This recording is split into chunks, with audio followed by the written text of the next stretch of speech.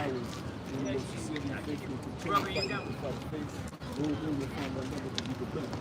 Children, we will come on cross on the downfall, primarily of this occasion. This kingdom on the plate. Things that are now taking place. A lot of you people have no idea. You're being led as sheep to the slaughter. Not only are you being led to the sheep to the slaughter, the Lord has blinded you from seeing anything that's going on. Alright? So we're gonna get articles, we're gonna get testimony, we're gonna get prophecies, we're gonna get all these things. We're gonna go through the spirit. And may Lord willing, may it be edifying to the masses. Shalom to all y'all who coming in. Go ahead. This is 2 Ezra 8 and verse 61. And therefore is my judgment now at hand. These things have I not shown unto all men, but unto thee and a few like thee. Right, the Lord said his judgment is at hand, and it's rightfully so. Right? We're coming down the pipe where the Lord's going to start administering judgment throughout all the land, not just unto the nation of Israel, but the whole world. All right? The whole world has had a part in the destruction of the children of Israel, and the whole world going to get judged in that fashion. Ultimately, to the point where when the Lord sends his, his son back here to destroy, build up the children of Israel and put us back in our own land, everybody's going to be under our subjection, man. Go ahead. Then answered I and said, Behold, O Lord, now hast thou showed me the multitude of the wonders which thou wilt begin to do in the last times, but at what time thou hast not showed me. Right, Ezra had many questions to ask the Lord. And likewise, we as men of the Lord, we ponder on questions. When Lord, when you come back, when you gonna come destroy this place, when you gonna take these devils down? We're just as inquisitive as Ezra was, man. And rightfully so, being men of the Lord and being fed up with the filthy conversations of this world, man. Go ahead. 2 Ezra 9 and verse 1, he answered me then and said, Measure thou the time diligently in itself. Which is key. Which is key right now. Measure the time diligently in itself. Why would you have to measure the time? What does that mean, measuring the time? Understanding what's going on around you. Understanding the time period that we're living in. A lot of you people can't understand the time period we're living in, so therefore you're walking around as blind people, man. Groping around and just trying to, wiggle your way through this kingdom. If you're in a position of having any understanding, understand this, that the Lord set up his prophets here in these last days to prophesy the downfall of all things that are coming to pass, man. All these things are going down. Primarily, this country is going to be the only country that's going to be utterly obliterated, man. That's right. By them thermonuclear missiles, and rightfully so.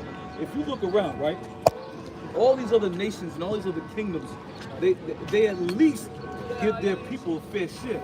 Here in America, they put all kinds of poison in your food and don't tell you a damn thing and don't have to tell you. They're the most wickedest entities on the planet right now. You're hearing people just walking around like it's all gravy. Like you said about the food, all they have to put is artificial or natural flavoring on the packaging and it's all set. That's it. It could be all filled with poison. Arsenic.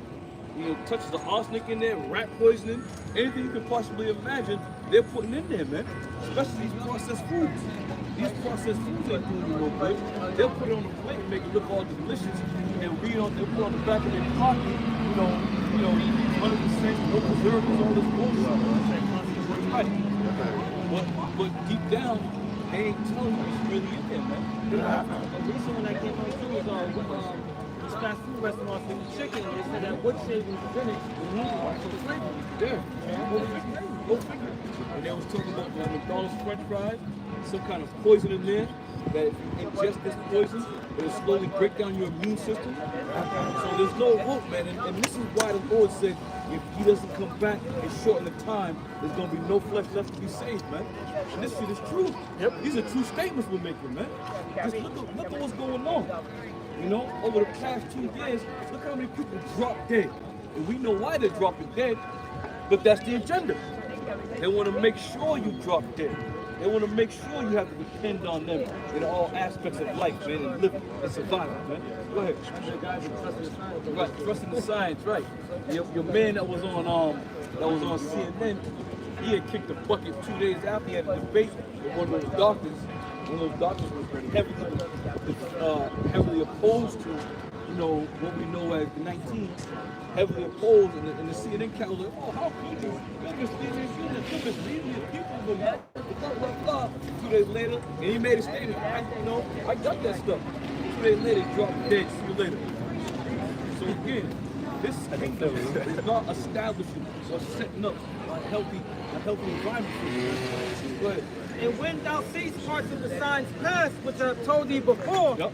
then shalt thou understand that it's the very same time wherein the highest will begin to visit the world which he made. Now hold it right there. Some of those signs, give me Matthew 24. Let's check out some of those key signs. We start at the top. Let's check out some of the key signs that we all have been warned of and been aware of, man. These signs are very important because if you don't know about the signs, now you're being told about the signs. If you don't want to take heed to the signs, the scriptures told us, whether they're here or whether they forbid, it don't matter to us. We've wiped your blood off of our hands, man. There, read that. This is Matthew 24:1, and it says, and Yahushua went out and departed from the temple, and his disciples came to him for to show him the building of the temple. And Yahushua said unto them, see ye not all these things? Right. Verily I say unto you, there shall not be left here one stone upon another. Right, now the Lord is telling his disciples the things that are going to start coming to pass, the things that are going to be happening, which they're probably going to, be involved in. Go ahead. It says, there shall not be left here one stone upon another that shall not be thrown down. Go ahead. Verse 3, it says, and as he sat upon the Mount Olives, the disciples came unto him privately, saying, tell us, when shall these things be? And what shall be the sign of thy coming? Right, what things were they referring to? The times of things where buildings aren't going to be standing, where people aren't going to be in good health, where all kinds of commotion and conflict is going to be going on. They're going to start breaking it down, some of the things that they're going to have to be aware of. Likewise, we're now in tune to those things in this time period. That's why it says measure the time diligently, because most of that stuff that we're going to talk about didn't happen at that time. Go ahead. End of the world. And Yahushua answered and said unto them, take heed that no man deceive you. For many shall come in my name, saying, I am the anointed, and shall deceive many. We've had that already happen. We've had many people come talk about, hey, the Lord is coming out of Jerusalem, and he's out there now, and it's all a bunch of bullshit. Yeah. Right. Go ahead. It says, it shall deceive many, and ye shall hear wars and rumors of wars. Now we're going to measure the times that we're living in. You should hear wars and rumors of wars. It says, see that ye be not troubled, Go ahead. for all these things must come to pass, Go ahead. but the end is not yet. Right, but the end is not yet. So when we start seeing these things come to pass in a whole, you're going to know that the end is near, as it's going to tell you. Go ahead. It says, for nation shall rise against nation. That's one of the signs we're looking at. We're looking at nation rising against nation. It also mentions rumors of war. Go ahead. It says, and kingdom against kingdom. Another sign we're looking for. Kingdom against kingdom. Go ahead. And there shall be famines That's another sign we're looking for. Famines. Go ahead. and pestilence. Another sign we're looking for. The pestilence. So again, he said to Ezra, measure the time diligently in itself. Now that we're seeing all these things come together as one in this time period, read on. And it says, and earthquakes in diverse places. Go ahead. And all these are the beginning of sorrows. All these are the beginning of sorrow. Why? Because all these things are now taking place at the very same time that we speak right now, man. Back in the ancient times, there was skirmishes, and not even so much going back to the ancient times. Just coming through history during the time of, we'll say, the Cuban Missile Crisis. You didn't have as many earthquakes being done at that time. During the Cuban Missile Crisis, you didn't have that many pestilences being put out there in the earth, man. Right now, there's all types of shit. You got bird flu, swine flu, Ebola. I mean, the list goes on and on and on and on, man. And they wanted more to come. You see? But again, it's all being cumulatively put together. Go ahead. Verse 8 again. It says, all these are the beginning of sorrows. It says, then shall they deliver you to be afflicted, and shall kill you. Yep. And ye shall be hated of all nations for my name's sake. So we're going through that process right now. Where people hate to hear the men of war. They hate to hear the Hebrew Israelites. They want to double sentence. racist. They want to dub us as rapists. They want to dub us as murderers. They want to dub us as bums, or whatever the case may be, man. People hate the men of the Lord. Why? Because they hate truth in this world. This kingdom was built off lies and deceit. And lies and deceit is what generates and what keeps this kingdom going, man. Nothing but lies. Everything you've been told is a lie, man. Everything you've learned in this system has been a lie. Everything that they've told you as you was a young child coming up is a lie. Your nationality, being an Israelite, has been a lie. African American, Puerto Rican, Mexican, so on. That's all bullshit. You see? But again, it all ties in together. In these last days, all these things are now being identified. And we're identifying through the Spirit of the Lord. Go ahead. That's it on that. Go ahead. The second Ezra 9 and verse 3. Therefore, when there shall be seen earthquakes and uproars of the people in the world, then shalt thou well understand that the Most High spake of those things from the days that were before thee, even from the beginning. Right, he said earthquakes. There should be earthquakes and uproars of people in the world. Right now, what you're seeing right now, here in this kingdom, right? You're seeing a lot of the masses. You're seeing a lot of the masses.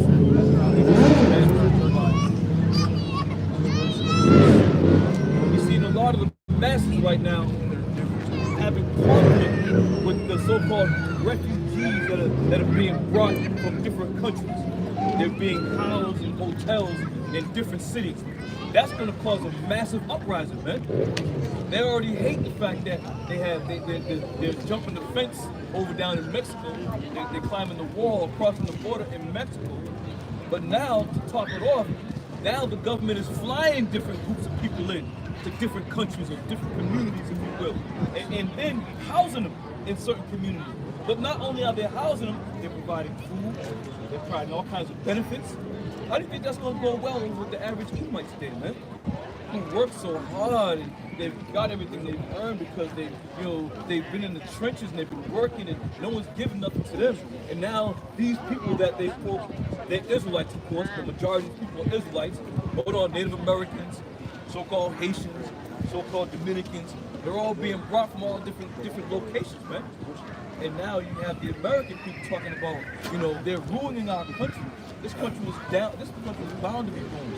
As soon as Esau came into power, the country was ruined. So what the hell are y'all talking about, man? Go ahead, you got a precept? No, I wanted to say that Ron DeSantis has signed a harsh immigration bill, I think down in Florida, just because of the same situation that you're talking about. Yeah, you see, I'm telling you, there's going to be a major civil war in this country, man. And let me say this too. If you think, so where I'm from, right? Where I'm from, they took a hotel, used to be a Holiday Inn. It's got about 6 or 7 floors, probably over 200 something rooms. And they brought a lot of Levites from Haiti over to Raleigh, right? And these people are going crazy. The mayor said she knew nothing about this move of bringing these refugees into their community. She knew nothing about it. But on the back end, there were people talking about, oh, well, the governor had already briefed her on it. So again, they're playing, they say Mickey the Dunce. We don't know nothing about this. And then in turn, it's going to get the people in that much more of an uproar. They're going to go, wait a minute, our governor or our mayor didn't know about it. What the hell's going on here? So it's just going to start that turmoil, that tumult. It's going to start it, it's going to start fast. But you fuck around, you go around and mess around with them Haitians down there, boy. You're going to find out the hard way. You're going to find out the hard way. Haiti, Haiti, the Levites, man, they don't mess around. When Esau embargoed Haiti back then, who was the lead dude back then in Haiti? Anybody know that cat's name? Rosa? I can't remember his name. Yeah, we had. But anyway, he led that revolution to stop Esau, man. Then Esau ended up embargoing Haiti because of what they've done. Why do you think Haiti became almost like a third world country, man? Because Esau embargoed them. Because they won their so-called independence. All right? So let's roll. This is verse 5, 2 Ezra 9 and 5. For like as all that Toussaint Louverture. That's it. Toussaint. That's right. All Israelites. All right? And the majority of these people that are being put in these communities are Israelites. And we already know how Esau feels about us, man. And that's why you can clearly understand and know that these people that are being put in these communities are the Israelites. Everybody's always hated Israel, man. Always. Especially now that we're coming out and identifying who we are as the children of Israel. Right? Go ahead. verse 5, for like it's all that is in the world, so like it begins. For like it's all that is made in the world, has a beginning and an end, and the end is manifest. See that? Everything that is made in the world has a beginning and an end, and the end is manifest. Meaning what? The time that we're living in, that end is coming. Give me a second, Israel. 6 and 7. 6 and 7, right? Yep. Verse 6 says, And it said in the end is manifest. What end? Whose end? All right? Because you gotta understand, the Lord's gonna set up power structures, man. And the last power structure that's being set up is going to be an everlasting power structure that's gonna have no ending. It's gonna have no. The word I'm looking for is defeats, if you will. It's not gonna have a defeat. Go ahead. this is 2 Ezra Or 6. it ain't gonna be defeated, I should say. Go ahead. 2 Ezra 6 and verse 6 instead of verse 6. Right. Then did I consider these things, and they all were made through me alone and through none other. Go ahead. By me also they shall be ended, and by none other. That's why the Lord said the time is going to come where the Messiah is going to visit the earth in which he made. As he just stated, everything was made by him and no other, man. So who's strong enough to combat that, man? Esau ain't strong enough to get that. Ronald Reagan had made a statement, yeah, if we find out there's some other beings from another dimension of galaxy, we're going to have to put away our differences and come together. Come together to do what? You put the death all at once? That's all you're going, that's going to be your demise, man. You ain't going to come together to beat the Lord, nor will you beat the men of the Lord when the Lord raises us up with that spiritual power. I got a quick one for you. I got a quick one to go with that. All that, go ahead, give it to me. Isaiah 31 and 3, it said, now the Egyptians are men and not God, That's right. and their horses flesh and not spirit. Right. When Yahweh shall stretch out his hand, both he that helpeth shall fall, and he that is hoping shall fall down, and they shall all fall together. See that? They're all gonna fall together. So yeah, you can get together once you find out, because mind you, we've been telling y'all this for a very long time. It's gonna come a point in time when you're gonna start seeing the chariots zooming about, you know, on a daily basis, man.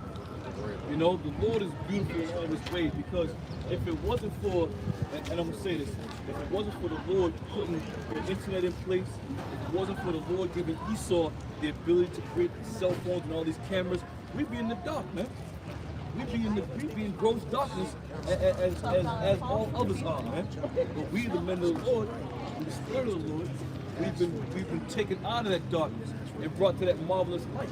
All right? Go ahead. Verse 7.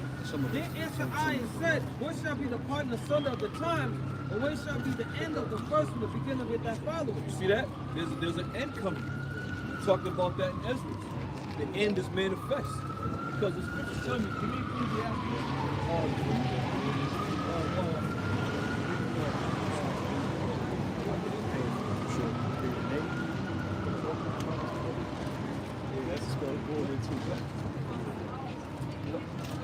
This is Ecclesiastes 1 and 4. There you go. It says, one generation passeth away, and another generation cometh. Right. But the earth abideth forever. See that? So when the Lord talks about the end, it's not talking about the earth. It's not talking about the worlds of all the people. Okay? We're talking about a perfectly designed rulership that has been in rulership that was creating wickedness throughout the four corners of the earth for years. That's the end. Those are those who are in that stead are going to be those that are going to be constituted as the end. See? The earth is going to abide forever, man. And when this nation goes down, the nation of Israel rose up or risen up, and then we're going to be rulers of the whole earth, man. Go ahead. This is on Daniel chapter 2, verse 44. It says, in that days of these kings shall the Most High of heaven set up a kingdom which shall never be destroyed. The kingdom shall not be left to other people, but it shall break in pieces and consume all these kingdoms, and it shall stand forever. Right, and that hasn't happened yet.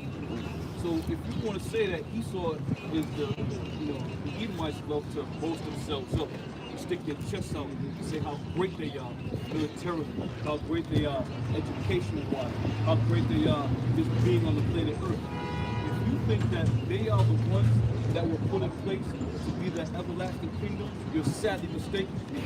They can't even handle their own civil affairs. Never mind affairs of the whole world. You take America as a whole, man. This country is the worst. This country has been the worst country on the planet Earth as far as like being together as an army or one unit. This place is awful, This is Daniel 2:20. It says, Daniel answered and said, blessed be the name of the Most High Power forever and ever, for wisdom and might are his. And he changes the times and the seasons. He removeth kings and set up kings. He giveth wisdom unto the wise and knowledge to them that know understanding. Right, so these are the things that Esau does. So has Esau been put instead of being wise? Yes. Esau has been put instead of being wise. The Lord gave him that power to do so. Esau did a lot of, listen man, even though he's the devil, he's done a lot of great things in this country, or in this world I should say, right? But he was only able to do it by the permitting of the Lord. The Lord gave him that ability to do so. See, airplanes, all types of missiles. These are great things that are well established in this kingdom, man. So the Lord gave him that power. The Lord set him on. But the Lord is also going to take him down. And the Lord is in the midst of taking him down as we speak, man. Right. And as we speak. Go ahead. Second Thessalonians 2 and verse 7. Yep. For the mystery of iniquity was already worked. Only he now letteth will let until he be taken out of the way. Who is letting him? The Lord is letting him get his shit off right now. The Lord is giving him that power. You see? So we understand the workings of what Esau got going on. But we understand that if it wasn't for the Lord, he wouldn't be. We would have been smashed his ass, man. Yeah, sure. The elder shall serve the younger. We are stronger than him. But this thing got to play out, man. This got to play out because it's the Lord's program, not our program. It's the Lord's movie, not our movie. Think about it, man. Think about it. If you look at Esau on the whole, you look at Jacob on the whole, man. We are far superior than they are. So one will say, well, why don't we all just get together and go get them? Because that's not what the Lord set up, man. You heard what happened when the Lord said, what the Lord say about Cain? When you man laid a hand on him, the Lord was going to smash him, man. You see? And likewise, this very same thing is happening when Esau Edom. Why? Because when you go to the, give me my compact Bible dictionary. No, that bag right there. Give me that compact Bible dictionary and look up, I believe it's Esau. Go ahead, while you get that piece of bread. Look up Esau. Deuteronomy 28:7 to back it up. It says, the Lord Yahweh shall cause thy enemies that rise up against you to be smitten before thy face. Come on. Can I give you this one while you Go ahead. This is John chapter 18, verse 36. Go ahead. Then Yahweh shall answer, my kingdom is not of this world. Right. If my kingdom was of this world, then my servants would fight, Right. that I should not be delivered to the Jews. But now is my kingdom not from hence. Right. And again, you don't think we are far superior than they are? Of course we are. We're stronger than them. We're smarter than them. All right? But it just so happens that we've been put in a box and we have been put into chains, if you will, because we don't have the authority to go after Esau Edom, man. Now, the reason why we don't have that authority, read this.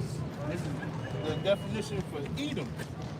Edom figures prominently in the prophetic scriptures as the scene of great future judgment. As the scene of great future judgment.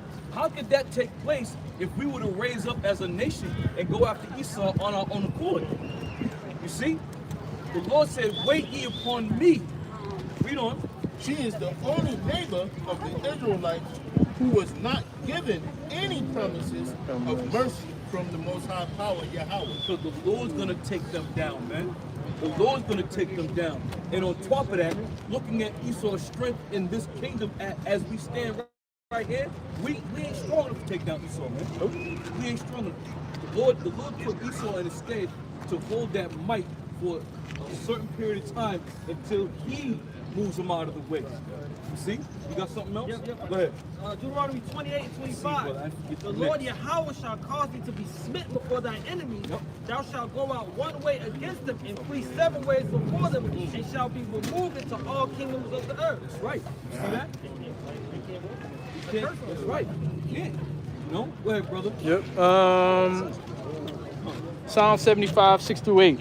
It said, for promotion cometh neither from the east, nor from the west, nor from the south, but the Most High is the judge. He put up down one and set him up another. That's right. For in the hand of Yahweh there is a cup, and the wine is red, full of mixture, and he poureth out the same. But the dregs thereof, all the wicked of the earth,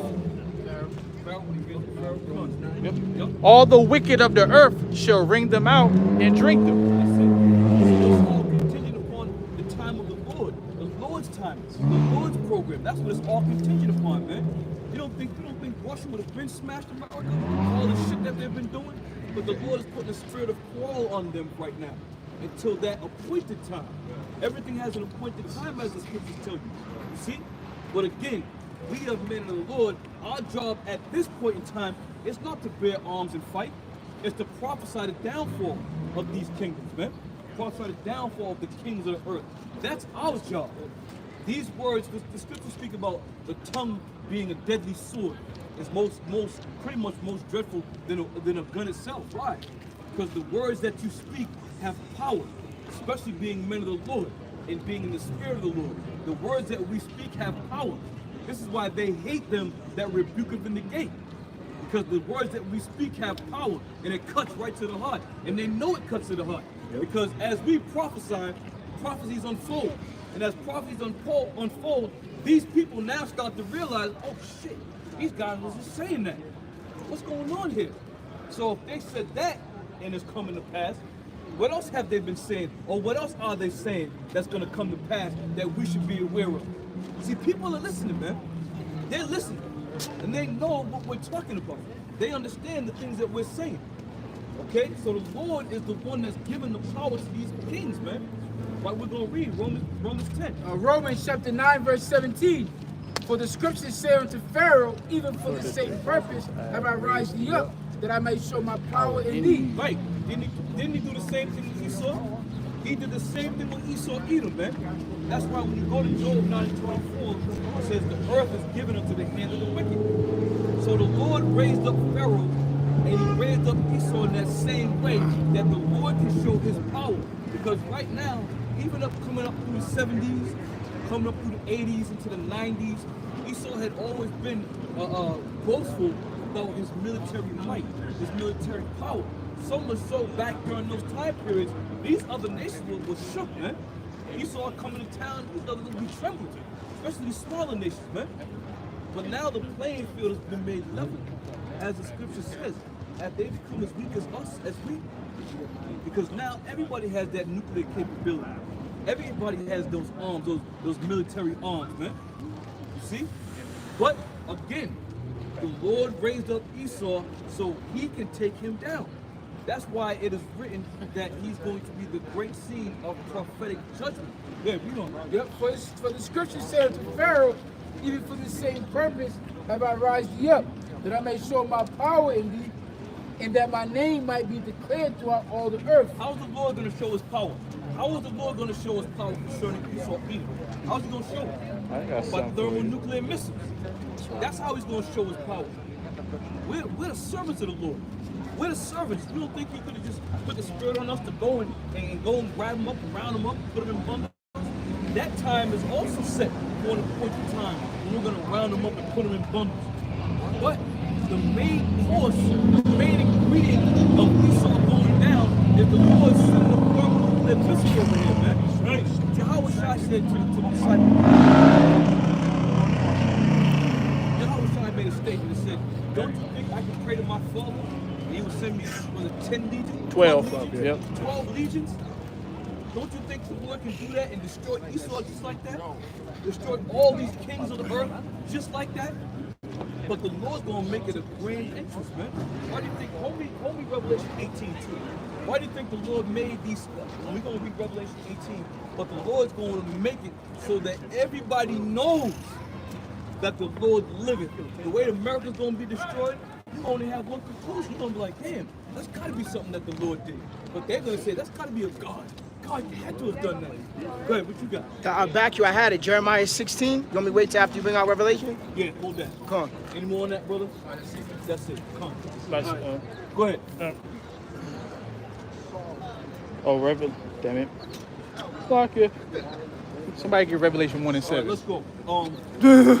Revelation 18. Yep. Matter of fact, just start at 8. Start at 8. Yeah. This is Revelation 18 and 8. And it reads. No, you know what? Start the talk. Start the talk. Yeah. This is Revelation 18 and 1. It reads, it says, and after these things I saw another angel come down from heaven, having great power, and the earth was lightning with his glory.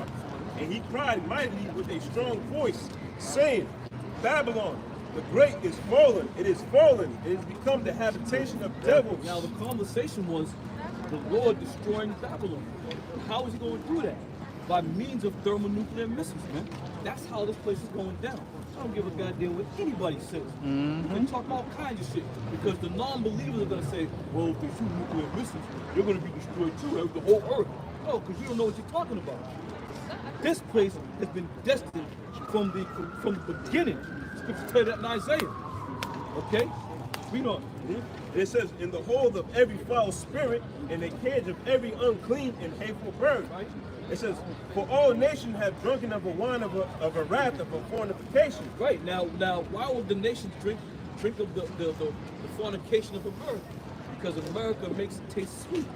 All the activities, all the enchantments that America puts out in the earth, these other nations want to grab hold of that. Not only because they want to be a part of it, but because they know that America is a place that's going to be a prosperous thing, man. They want to be a part of that. Go ahead. It says, and the kings of the earth have committed fornication with her, and the merchants of the earth are waxed rich through the abundancy of adultery. Isn't that what's going on right now? Aren't the merchants of the earth rich from this place? Yep. All these kingdoms and nations of the world are rich off of the bones and the blood of our people over here in America. We're the ones that built this bitch up, man. We're the ones that made America successful. Okay? And we're still on the grind, making America successful. We all have to go to work. We all go in the trenches at work, man. Even men of 80, 78, 80 years old are still in the trenches for Babylon, man. That's right. Go ahead. Verse 4, it says, and I heard another voice from heaven saying, come out of her, my people, that ye be not partakers of her sins, and that ye receive not of her plagues. Right, and the ultimate plagues that are going to hit this are them thermonuclear missiles. You can read that in 2nd Ezra, the 16th chapter, man, when it speaks about the plagues that are sent throughout the four corners of the earth, man. That's them thermonuclear missiles. So don't get it twisted, man. When the Lord said He's going to destroy this place, He's going to destroy it. And He's going to use it by means of ICBM missiles, man. That's what's going down.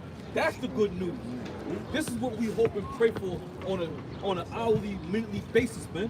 That the Lord come quickly as He said He's going to do. Behold, I come quickly and destroy this bitch.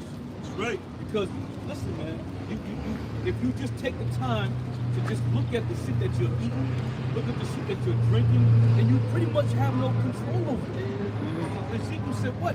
In the land of our captivities, we're going to eat out the foul bread. This shit is poison, man.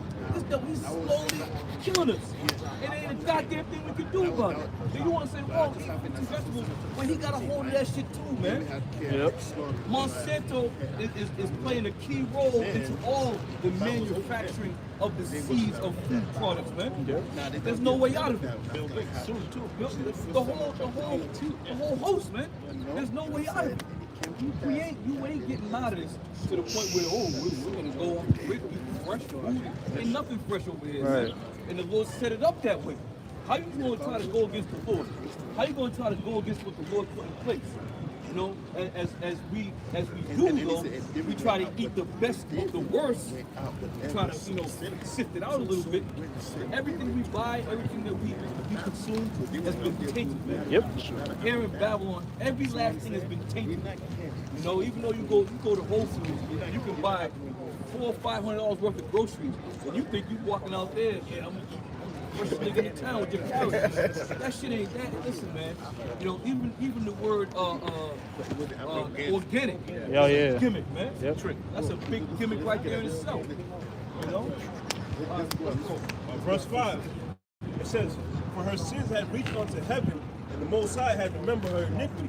Why do you think? Listen, the wickedness and the abominations have reached up into the heavens, man. You can't be hiding in the heavens, man.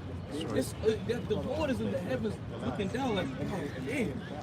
Dad, you know, he's looking on the right hand. Dad, please, let me go down and smash these devils. Because we are all hanging in the balance out here, man. We're all hanging in the balance. It's going to get a hell of a lot worse. Go ahead. It says, "Reward her even as she rewarded you." That's right. Reward her even as she rewarded you. And if you look at the history of our people, we have never had anything good. One of the brothers and I were talking a little earlier, right? Talking about, Esau says, we want America to get back to normal, right? Yeah. America needs to get back to normal. That's what they want. Normalcy.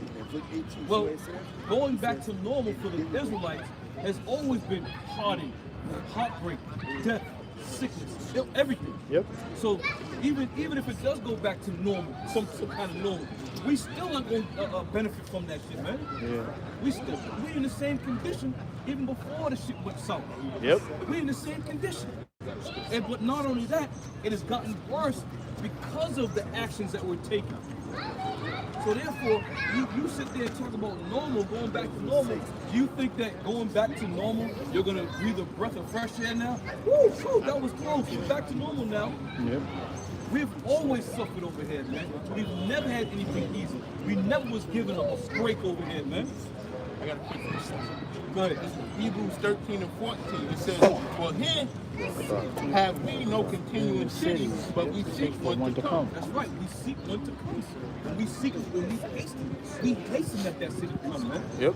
Because we getting tired over here dealing with this shit that we deal with on a daily basis. You know, what does the scripture say about Lot? Lot was vexed with the filthy conversation of the wicked.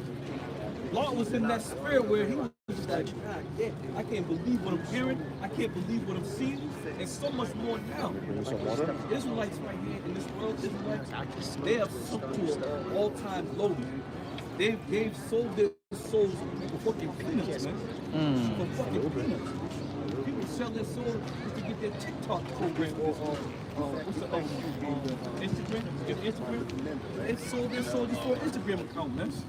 That's how low those people have gotten down. And that's why the Lord's done clean this bitch out, man. Oh, I got something for. Oh. Daniel 7 and 25. And he shall speak great words against the Most High. He shall wear out the saints of the Most High. And he shall speak great words against the Most High. God don't exist. On God, I see the seed of God. And wear out the saints of the Most High. Well, listen, man, we only hanging on because the Spirit of the Lord that's having us hang on. Mm-hmm. I'm amazed at you jakes in the world who don't have the Spirit of the Lord upon you. You are going to go out the hard way, man. And it doesn't have to be like that. But again, everything and everybody is appointed to a certain lot. And if that's your lot to go out the hard way, listen, I ain't arguing with that. That's between you and the Most High. All right, go ahead. And shall wear out the saints of the Most High, and think to change times and laws. Yep. And they shall be given into his hand until a time and time and divided the time. Right. But the judgment shall sit, and they shall take away his dominion to consume and to destroy it unto the end. Right. Yep. Take away his dominion to consume and destroy it to the end. So it's only a short time left, man. It's only but a short time left. Go ahead, you got something? No. You got something? Yep. Ezekiel 28 and 4, it said, "With your wisdom and with your understanding, you has gotten you riches, and has gotten gold and silver into your treasures. By your great wisdom and by your traffic has you increased your riches, and your heart is lifted up because of your riches. Therefore doth say the Lord Yahweh, because you have set your heart as the heart of the Most High. Behold, therefore I will bring strangers upon you, the terrible of the nations, and they shall draw their swords against the beauty of your wisdom, and they shall defy your brightness. They shall bring you down to the pit. You shall die the death of them that are slain in the midst of the seas. Will you yet say before him that slayeth you, I am the Most High? But you shall be a man in no power in the hand of him that slayeth you. You shall die the deaths of the uncircumcised by the hand of strangers, for I have spoken, saith Yahweh Ba'ashem Yahushua. When you read the book of Obadiah, it talks about all those that were Confederacy that turned against him. Go to the book of Jeremiah, the Lord said what? Shoot at her, surround her from all sides, and shoot them missiles no at her. arrows. So all these kingdoms and all these nations are going to come up against her. And the Lord set it up perfectly. That they're going to surround her about in a perfect formation. But there's going to be no escape for anybody over here, man, except those that get delivered by the chariots. Go ahead. Jeremiah 51:1. That's it. Thus saith the Lord Yahweh Ba'ashem Yahushua, behold, I will raise up against Babylon and against them that dwell in the midst of them that rise up against me, a devouring, a destroying wind, and will send unto Babylon fearless that shall fear her, and shall empty her land. For in the day of trouble they shall be against her round about. Go to right there real quick. That shall empty her land. What have we been telling you? We've been telling you that America's going to be totally eviscerated, man. That's right. Go back to Malachi, first chapter, the fourth chapter. You can go back to Malachi alone, and it speaks about what the hell's going to go on over here as far as this place burning, man. All right, continue on. Verse 3, against him that bendeth, let the archer bend his bow. Again, an archer, a bow.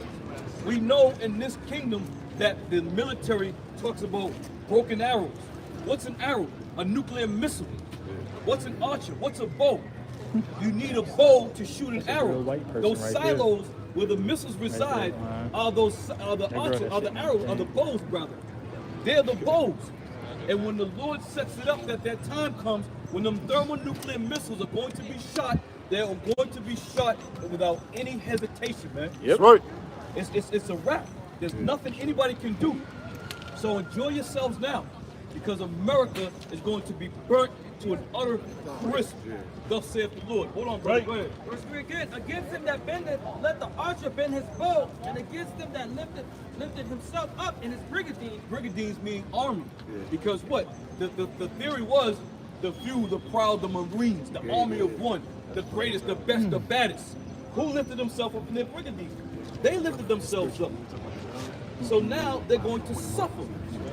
When you go to 2nd Ezra, it speaks about when the Lord's going to set that war up and send those troops over there to get drafted in the military. They're not coming back over here, man.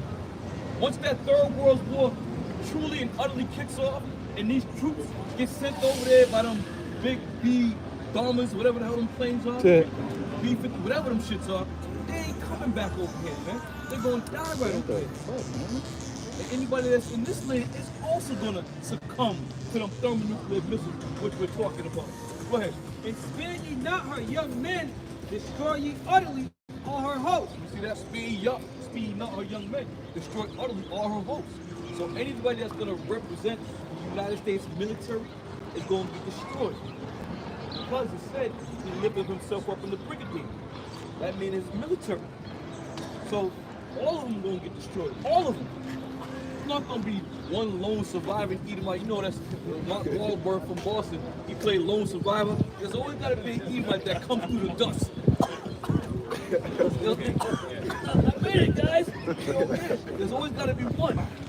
But the scripture says there's going to be one spared, man. Not one. So you can join this military if you want to, if you're an Israelite. We don't give a damn about the heathens, Esau. Let them join all they want. Right. But you Israelites, you're being warned, man. You're getting fair warning. You know, and Esau, and I believe, and it's just my belief, I believe what Esau does is he'll get these movies like Lone Survivor and Black Hawk Down just to get the people riled up, just to get their spirits like, oh, I want to go fight. Because that's what you had in 9/11. 9/11 hit, you had Esau, they couldn't close the door at these recruitment centers, man. Esau was charged up, man. Yeah. Fucking dude. My country, they was all charged up, man. Oh, hey, Elder. And then they go over to basic training, come back, they got their head on, ready for duty, mom. Ready to go fight for my country. And go over there and get all shook up. Dude, you're shooting at me. You're pushing me from underneath the table. Giving that PTSD. Yeah, man. Hey, Elder. But then you had those troops that came back that realized they've been duped, coming back, giving their medals off. I served in the army for 2 years over in Iraq, and I denounced the military. They're pulling their medals off, Yeah. throwing them back, you know? So there was some vision in some of them because they understood that they've been lied to. Oh yeah, about to say my woman's friend's husband was in the military. He was talking to me one day. And it's funny, everything that you're saying, he said to me. So he said like when he went over there to Iraq, they used to sit him in a room, show him all these type of videos to make them like, to make them like hate and things like that. Then he said he realized, like you just said, when he got out of the military, he was like, man, that shit was all bullshit. Yeah. That's the dumbest kid on the block who used to steal everybody's bike, take him like, hey yo, man, look, show him, give him the old reverse psychology. You take this bike, I'll take this bike. That bike's better because it got a better seat. Then you're like, oh yeah, but that's just that reverse psychology, man. Yeah. Dumb, you can fool dumb people, man. Yeah. And not only that, but when they go into the military, they're indoctrinized and they're brainwashed to a certain degree where they project an enemy in your mind. And now that's all you want to do is go get that enemy. Yeah. That's what they did with 9/11. They said, oh, the Arabs took planes down and they hijacked this and that. Now, you fire out of burn the building. Right, couldn't burn the Passports. Right, passport on the ground, sitting there. He saw walked over. He saw was like, what? Wait a minute. Look, it's Algeria. How much? You know? Bullshit, man.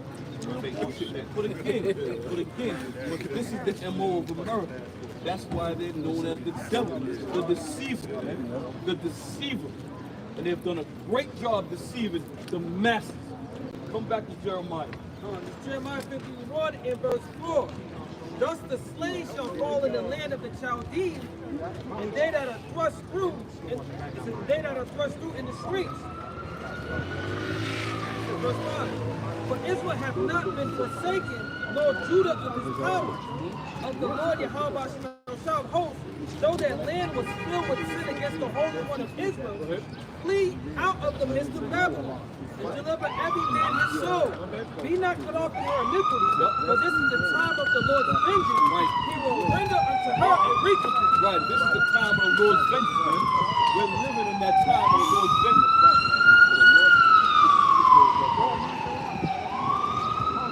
This is that time that we're living in, all right? We're going to render unto her a recompense. Why? For all the abominations and the wickedness that is done. Yep. And again, you don't have to go very far. You ain't got to look very hard. Just look at what he done to the Native American Indians, man. Look what he did to the natives. There's no reason why. And then they got the audacity to say all men are created equal. They came over here killing Native American women, Native American babies, because they knew that if the men were out to war, they could savage the villages. Only a coward would do some shit like that, man. Right? Only a coward would destroy Native American children and women because the men are out hunting buffalo. Yeah. What the punk asses? What's that one that they had? They was like basically they surrounded them and had them come out like the tents and they just was that? Yeah, I can't remember. It was one of them. It was fucked up though. These devils have done so much you can't even keep track of how many times they've done it, man. Verse 7, it says, Babylon hath been a golden cup in the Lord's hand that made all the earth drunken. The nations have drunken of her wine, therefore the nations are mad. Right, so we understand and know that the workings of America, aka Babylon, the workings of this place have been through the hands of the Lord. As it is written, Babylon had been a golden cup in the Lord's hand. So the Lord also has orchestrated everything that we see and everything that we've encountered thus far in this kingdom, man. So we understand that. And we understand that it's going to take the Lord to come and truly decimate this kingdom, man. Go ahead. And now we that started again. Verse 7 again. Babylon hath been a golden cup in the Lord's hand that made all the earth drunken. The nations have drunken of her wine. Hold it right there. The nations have drunken of her wine. And this is what it means by the nations have drunken of its wine. All these other countries They got all these fast food. McDonald's was an American thing. Burger King was an American thing. All these things that are going on here have now spread over to the other countries. And they're profiting off of these countries, off of these mechanisms, if you will. So now for the nations have gotten to the point where their people have become Americanized, right? Doing Americanized things, being like the Americans. And America is the dumbest planet on the country. The dumbest country on the planet, man. Yeah, you know, a little tongue-tied, mouth is dry. But if you think about it, look at the educational rate of America. They don't know shit, man. They don't know a damn thing of what goes on. But anyway, it's going to be destroyed. Go ahead. That made all the earth drunken. The nation has drunken of her wine, therefore the nations are mad. That's why the nations are mad, because they've drunken up that wine, all right? And they've watched their communities, if you will, their country start to go south. Using that American currency, the reserve dollar, the world's reserve currency, America, has absolutely lied, stole, raped, robbed, they did everything imaginable to these other countries. Reneged on deals, talked about we're going to give you this much and gave them much less than what they promised. That's why these nations are mad. And it's going on to this very day. And this is why these BRICS nations are coming together. Because they don't want to be under the guise of the American dollar. Why do you think they're going to give it up? Right? And you think then America's going to say, we're going to sanction you? We're going to sanction you? How? When they have no more ties to your dollar bill anymore. So that's going to be another downfall, for another blow to the American system. The ability to sanction people, where America could go in and say, Iran, you're creating, nuclear energy, we're going to sanction you. That's just done. These other nations are done. And you also think that these South American countries would be on board with America. Go ahead. How Russia sanctions for global revolt against U.S. dollars. See that? How Russian sanctions sparks a global revolt. What's going to happen? Russia's going to get China. It's going to get Korea. It's going to get Iran. It's going to get Venezuela. It's going to get whatever other countries that are involved. 81 altogether.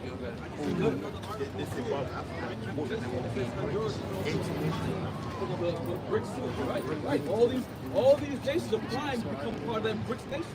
Yeah. And then what's going to happen? It's going to be kaput for American dollar, man.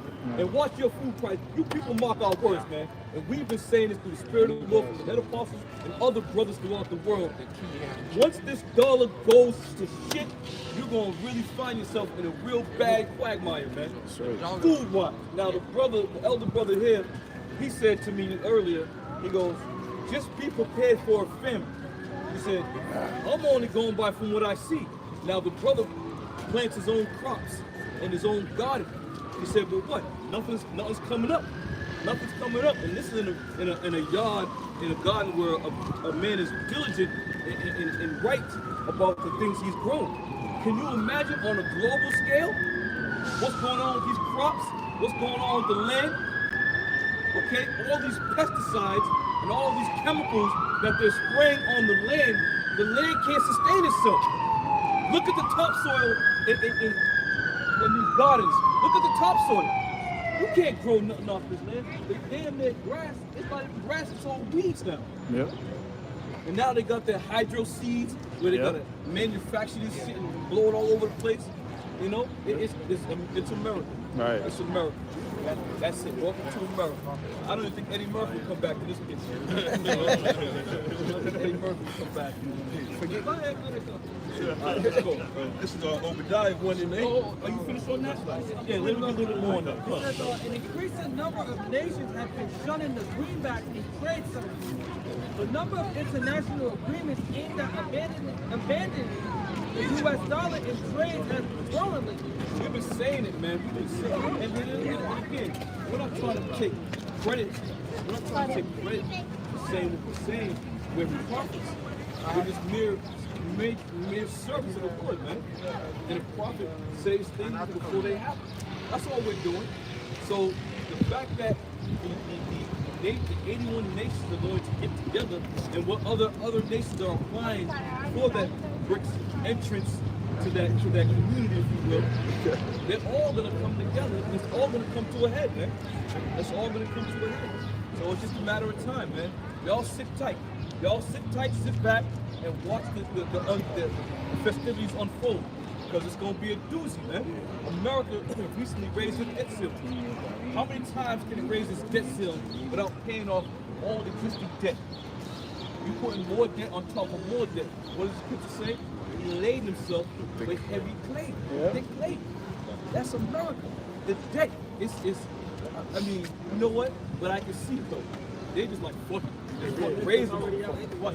We already going down. We know we're going down. Raise it. Go ahead, bro. Elder, you have people thinking it's a good thing, but when you look into it, when you raise the debt, you actually put doubt in the dollar. Interest rates are now higher, and there's still job losses. So they said if they didn't, there would have been 2 million job losses. But since they did, it's going to be 1 million now. Gradual progress. Yeah. You do it in pieces. You get to a point where now you can. I was thinking about this for what they have already done. We talked about this before, but Snickers bar don't have new same Snickers bar when you pay 35 for Snickers bar. And it's like that with everything. Housing is like that, clothing is like that, food is like that. Everything is going up. It's just an indicator of the strength of that bad water. Once that dollar goes to we're gonna find out, brother. Just like Homeboy before Nightmare Before Christmas. How strong. How weak America actually. Because we understand, again, scripture says we have to have an unction to know all things. Now, we don't profess ourselves to be true thorough financial advisors, but we have enough study to understand the financial situation. Enough good sense, enough common sense, which is not always so common. So therefore, we have the ability to prophesy about these things and warn people about these things. And it don't take a rocket science that when you go into the fucking store, as the elder was saying, when you go into the store and try to buy something, your dog's not getting you very far these days. Okay? So that's a clear indication that there's smoke in the room right now. Currency instead, right? There used to be a time where you could take a dollar to a third world country or some other country and get a turn on your investments. Yeah. $1 you get $1.50. Yep.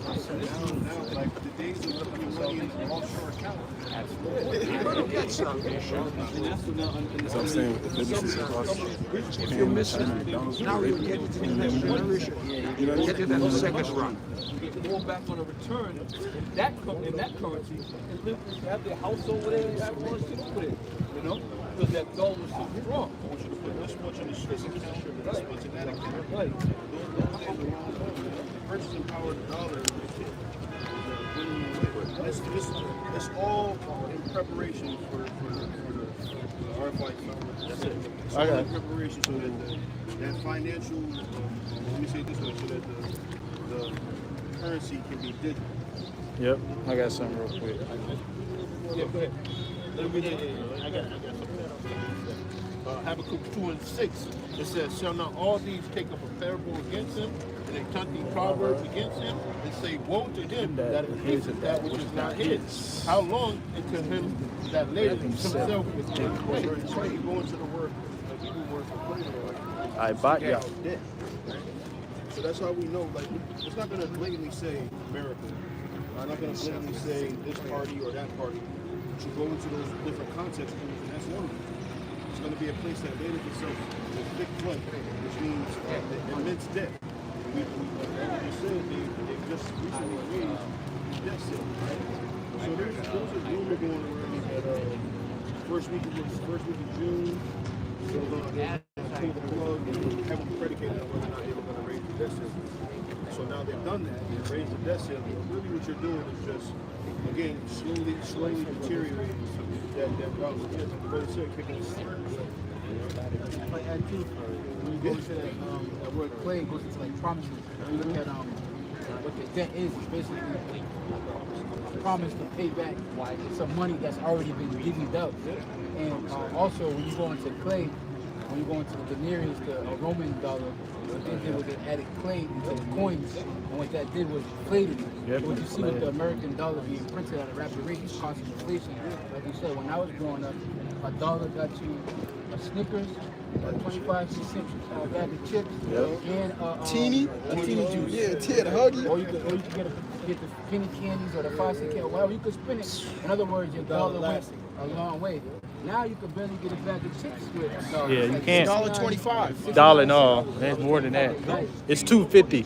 Back in It's the day, $2.50 because I eat for them. the little bag? In Dorchester, Oh, the little bag. triple deckers.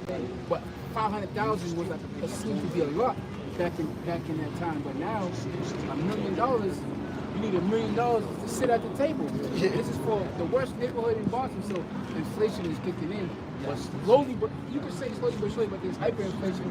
I went to the store the other day. There was a gallon of milk, and they wanted $7 for it. That's hyperinflation.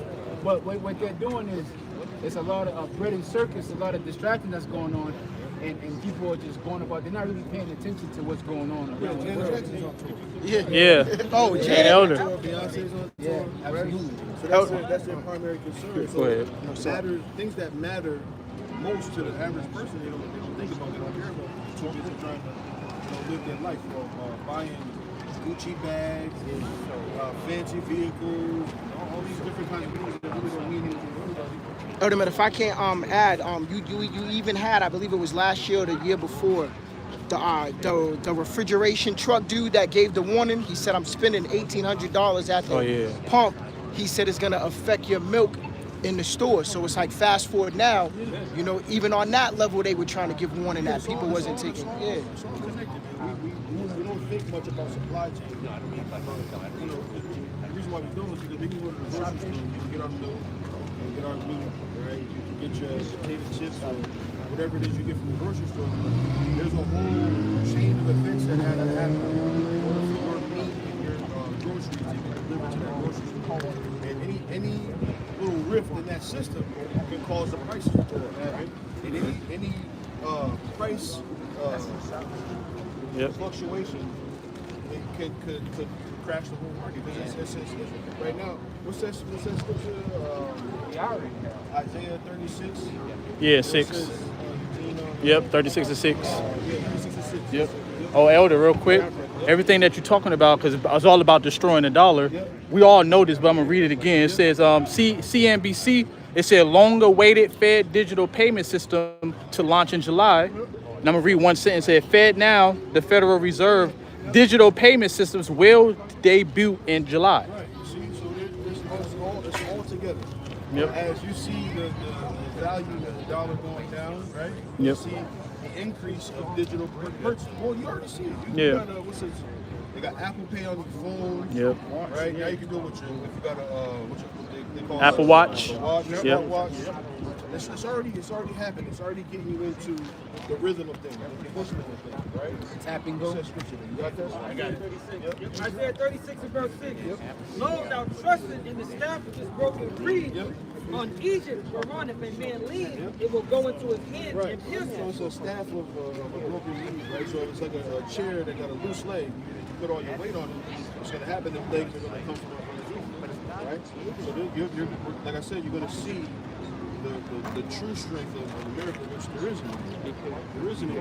But once you start to see a nation come apart at the seams morally, that's when you know it's over. So they don't even care enough about this country to have a moral compass in it, right? So let alone the financial market, but those all things go hand in hand. Because if you can break a nation down morally, and you can break a nation down financially, we can do anything to the people. Yeah. We can do anything to them. If I offer you, okay, you're in say dire straits, your mortgage is 3 months behind, which if you gotten that far behind your mortgage, you might as well just give me your house. But let's say you're 3 months behind on your mortgage, and they say, hey, well, you know, we can help you get out of this situation. They got this new thing that they're trying out, this RFID technology, and they're giving homeowners a 6 months grace period, right? People are gonna take that loss out of the car, right? Because a gift destroyed the work, right? So once those things are happening, then people's lives are in shambles. They'll take those things back. It's not gonna in the beginning. There will be some resistance, right? But when all hell breaks loose and everything is coming apart at the seams, people are going to be in line to get that market of peace out. Hey, Elder. Yeah. COVID-19 proved just that. You had the people that were so dead set against COVID. You had the people that was waiting for a shot to arrive. And then some of the people that were dead set, they were only dead set until it was time to your job mandated you to get it. And then that's when it was like, I don't want to get it, but what am I going to do? I have this government job, and my job mandated me to get it. And then they got it. You had the people that was dead set. They said they didn't care about their job. But it's the same thing with the RFID microchip. You're going to have people that's going to be against it until that hour of temptation comes and decide how they're going to feed their children. And they'll get it. But the ones that's going to be dead set, you're going to need the Spirit of the Lord on you. Absolutely. That's why I say he's going to protect you from that hour of temptation. You're going to need it. When I first got into the truth, you know, my friend group, and kind of was like, ooh, American understood, and I went to the whole game, right? And they would clown me about it. So after a while, I would hang around them, but I wouldn't mention anything about the scripture. So when they were starting, let's say the juice came out, right? And the jobs were starting to require that their employees get that juice. One of my friends started coming around. He started showing up, started texting me, hey, man, how you doing? I ain't seen you in a while, man. Miss you, man. I miss you. Wow. Yeah, he showed up, right? We sitting at the crib, right? And he said, so has your job, you know, mandated me? And I was like, huh? He said, what are you going to do? I'm not going to quit. They're going to have to fire me and get rid of me. He looked at me and I thought for sure, you got all these kids. I thought for sure that you would break. I mean, sure enough, soon as his job told him that he was good and he had to get it, I ain't heard from him. He said maybe once or twice here and here. Yeah, so that's the point is, when people are frightened, if you can get people afraid, if you can remove their moral compass, you can put them in financial straits, you can make them do whatever you want them to do. And that's the point. Yep. This is what Order Have Chaos was all about. You create this chaos, right? And then you give them the solution. Yep. We say this real quick. We say this too. Note of this. Whenever, and it's very soon I believe, whenever they switch that currency, people get about trembling. Because your life is going to be turned upside down to such a man where you don't know where you're going to be coming and going, or you're going to eat the next week. People better get serious, man. Yep. Israelites better get real serious. Because the day they implement that digital currency, that old shit that dollar bill is going to be out of here. Yep. You ain't going to be able to go to the ATM. You ain't going to be able to go to the store. Whatever shit you got is going to be done. So in that moment, when that window is open, when that moment comes, man, then you're gonna find out who you really are, man. You're gonna find out. No, go ahead. You think it's a mistake that most jobs these days have direct deposit? There was a time you got a paper check at once, right? You get your paper check, you go down to Harbor One or wherever bank you was at, you would cash your check, you put 25 in the savings, but you can't sign the back of that shit. Yeah. And now those days are gone. Yeah. Now everybody got direct deposit. That's not a mistake. Yeah. That's not by chance. That's not an accident. Everybody has direct deposit, so there's no paper change anymore, right? So now it's all on the computer. Yep. Everything that is yours, all your assets, right, in cash are on the computer screen. I was about to say, because don't. It's all convenience. That's how they sold You want direct deposit? You got no more paper, you have to sign. And most of us, like, yeah, I'll take direct deposit, sure. Yeah. It's right in there, you think you're talking to town. Yeah. Direct deposit. Oh, you You better get direct deposit. Yeah. That's why I got the direct deposit. You see? It was a survey question. The survey question was name this thing 95% of the people used in the 90s, and now only 5% of the people use, and that's what it was. It was checks. Yeah. It was checks. So it just goes to show you in the 90s, checks was a normal thing. You would write somebody a check. You know, transfer money, you write them a check, money orders, or your job. It was normal. You got a check. So much so, they started to embed that in your mind by those commercials. Then the commercial where the ladies at the front of took out to the line, she took out her checkbook, both of us were like, really? You know, she's sitting there doing all this shit. Just like eliminate the checks, go direct deposit, cash this, whatever. Yeah, my job won't allow you to because I didn't have a bank account. So they was giving me checks. They give you a card. Well, yeah. So I'm like, I'll give you my check, and I'll go right to the bank, and you get the full amount. So I'm like, I don't care, it's a big deal or whatever. They're like, oh, you can't keep doing it. What do you mean you can't keep doing it? You got to give you a card. And I'm looking, I don't want your car. Your car, it's $4, you can spend it and stuff like that. But I say that to say that there's a store that I went into, they no longer take cash. And you got to think to yourself, why would you not take cash? If you're a business owner, I'm taking whatever means and method, let's do it. Coins, pennies, whatever, but why would you implement a policy that says that at a restaurant/bar, we don't take cash? It's because they're getting incentives to push this. Everybody's getting these incentives to push a lot.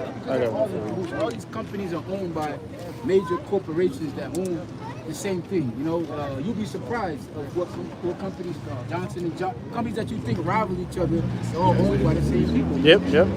So they're all in cahoots. Oh, you're about to. Oh, go ahead. Second Ezra 6:22. It says, "And suddenly shall the sown Places appear unsown. the full storehouse Appear suddenly. found empty." Oh. This is quickly.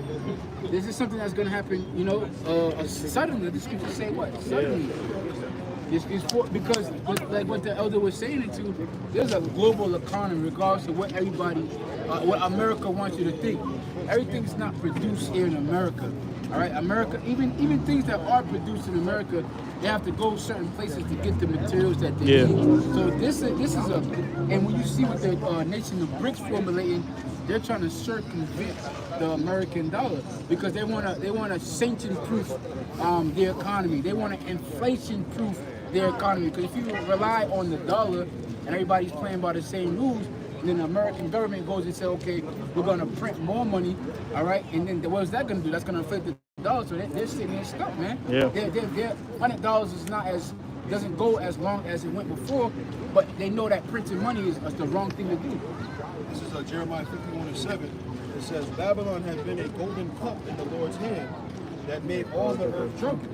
The nations have drunken of her wine, therefore the nations are mad. Yeah, so what it also talks about the nations are angry because they drunk of that wine. So after a while, they're going to regurgitate what it is that's being shoved down their throat, which is, it starts with the American dollar. It starts with that petrodollar. So what are they trying to do? They're going to circumvent it. Because at first it was fine and dandy, right? We'll have the American dollar as the reserve currency just so long as it's backed by gold, because what gold does is it balances out the inflation. It ensures that your money was valued and to be backed by something. But if it's backed by nothing and it could just be printed, that's somebody rigging the game. Yeah. And that's exactly what they do. As soon as you think you're taking 2 steps forward, you're really taking 2 steps back, because this person is just back here printing more money, making himself more rich, hogging up all the assets, buying up all the stocks and things of that nature, keeping you what? Dead poor. Right. See, like you have a job right now today, you get paid $20 an hour. That ain't nothing nowadays. Right. Now, depending on where you are and what part of Babylon you're in, because there's people in Louisiana that looks at $3 an hour and say, shit, that's a lot of money. Right, you come to Massachusetts, $3, you legit, I seen a sign during the time at the height of COVID, it was McDonald's starting at $3 an hour. Yeah. So that $20 an hour in Massachusetts or in Boston isn't gonna go as far as it would when it used to go. And this is the problem that people have. We look at the inflation numbers as opposed to the amount that they're paying. It doesn't add up. It doesn't match up. It's still the same stuff.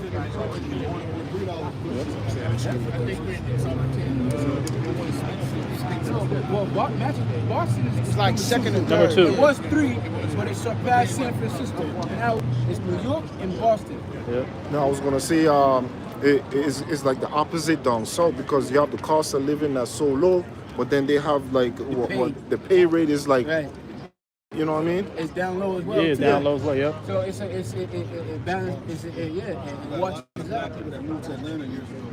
Yep. There's a big influx of Yeah. people moving from the northeast down into Atlanta. All to find out that them houses for $100,000. You can make about $4.50 an hour. Yeah. That's why the scripture said that this is not your rest. You know what I'm saying? No matter where you go. No matter where you go, you're gonna find that pain. So you have these nations that are formulated together, all right, trying to come up against the big bad bully, man. Because really, when you think about it, it's Esau. It's Esau and his select states like South Korea and Japan, and that's it. It's Western Europe and America versus the rest of the world. Yep. And their job is to keep the rest of the world at bay. To keep them poor, to keep them fighting one another, while they sneak in the back and abstract their resources, and they get rich. They live like this over here, but over there it's all fucking hell, man. It's a third world country. There's people starving. It's poor people. There's no electricity. There's no sewage. Now I was gonna say all of that's gonna be a witness against him, man. The unrighteous decree, the draconian law, them hoarding all the resources and gold and silver all to themselves. All that's gonna be a witness to. Right. It's all evidence that's going to be used, right, in a court to convict them for the crimes that they committed against humanity, man. When the scripture say that, what that scripture says, the Lord is going to inquire. Yeah. Make inquisition. Second Ezra 6 and 19. Yep. Yep. Yep. Yep. 18. Second Ezra 6 and 18, it says, and it said, behold, the days come that I will begin to draw nigh and to visit them that dwell upon the earth, and will begin to make inquisition of them what they be that have heard unjustly with their unrighteousness, and when the affliction of Zion shall be fulfilled. Well, inquisition is to inquire. When you inquire about something, and he uses the word injustice. Or justice is something, to be justice, to be what? To be fair, to be equitable. So when you consider the earth and how the Heavenly Father designed it, He made enough space for us all. He made enough seeds for us all to grow food, for us all to live peacefully, right, amongst one another. But with the resources, with the animals, with the trees, with the oxygen, with everything that we need naturally, all right, to sustain ourselves and to take care of ourselves, right? When you look at the balance, right, of wealth and the balance of power, it's always leaning tilted toward one nation, while these people live deliciously and the rest of the people starve, man. So the world is getting together and scratching their head, and then they're finally starting to realize what the big problem is, man. The problem starts with here in America, Babylon, right? And then you have that war, that rise of beast, right? And then the beast concerning these other nations, which basically take after Babylon, and their poison has sucked the earth dry, man. Go ahead, bro. Oh, that was it. Go ahead. This is Ecclesiastes chapter 10, verse 8. And it reads, because of unrighteous dealings and injuries and riches got by deceit, and the kingdom is translated from one people to another. Yeah, so unrighteous dealings, man. And how do we determine what's righteous and what's wicked, what's good, what's bad? We have a moral compass, which is the scriptures. So we go to the scriptures and we use that as a guide, as a tool to determine what to do and what not to do, right? What to eat and what not to eat. Right? Who you can sleep with and who you can't sleep with, right? Oh, you good, don't worry about it. Have a good one. Take your time, you have a good time as well. The horses are in captivity. Behind bars, right? Running on the stone, right? But these are some of the things that we signed. The first chapter.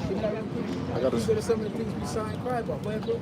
This is James 5 and 4. It says, behold, the hire of the laborers who have reaped down your field. Can you start at Start at the top, Brother Hashem. This is James 5:1. Yep.